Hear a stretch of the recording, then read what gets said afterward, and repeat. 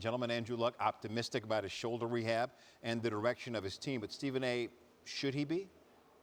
I'm not a doctor, so I can't answer that question. What I can tell you is that for me personally, I don't see any reason for him to be optimistic. He missed the entire 2017 season. He's missed about, 25 games over the last 3 years or so. We haven't seen him throw a pass since 2016. The team is deplorable without him, and you just got to wonder what direction that they're going in. There's a lot of issues in Indy, primarily with its offensive line, since they had him on suicide watch half the time.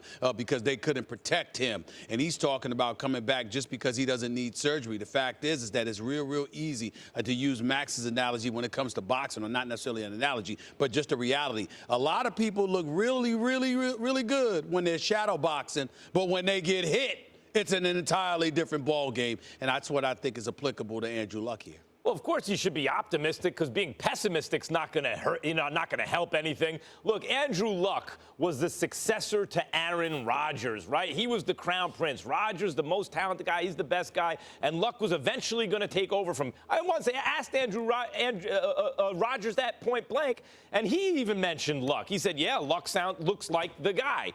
So the fact that he's progressing, of course he should be optimistic about that. The fact that he doesn't think he needs another surgery, of course he should be optimistic. And most importantly, the experience he had trying to rush back from injury and having a setback, and he's mentioned that, bodes well for the future. He knows he can't skip steps. It's a long, arduous process, but he's got to do it. He can't rush it back. Yep. So that when he gets back, he's back to being Andrew Luck. Simply put, ladies and gentlemen, Andrew Luck can feel optimistic when the Indianapolis Colts get him an offensive line and a running game. Until they do that, he's going to be subjected to more punishment, and he doesn't know, nor do any of us know, how much punishment he can actually take, period. Amen.